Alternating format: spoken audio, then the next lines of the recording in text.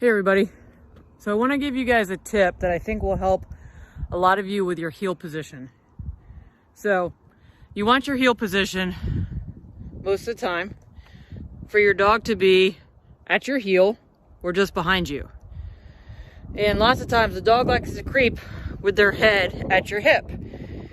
And I find that most people actually start there. And if you start here, then it's going to be, wrong from the get-go. And you're going to be correcting your dog right away, or thinking you should be. And the thing is, it's much easier if in fact you start a little bit ahead of your dog. Because then as they start to creep up, if you correct, they're going to want to come back from that barrier that you create. So here's what I do. If we start the dog in a sit, I'm going to have them hold that sit. I'm going to take a step forward. She stays there. And then I'm going to start my heel. Heel.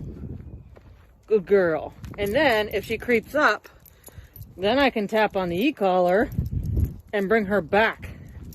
Move her back from the barrier that I create, saying that moving up ahead at my heel is too far. And that's going to make it a lot easier to keep your dog just a little bit behind you. She actually sped up with a tap. She's still learning, but this is a great dog that I'm creating the barrier with, but she is still learning. So let's do that again. We're going to stop. We'll start with a sit.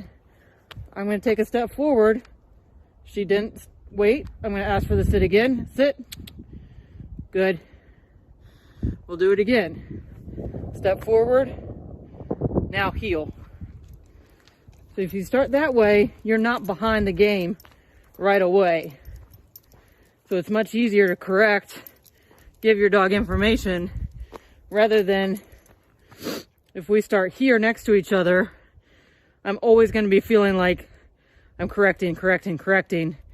And the dog is like, well, this is where we started. Why is this not right? It's much easier to create that barrier if I'm already here and she's getting taps when she gets right here. I hope that makes sense.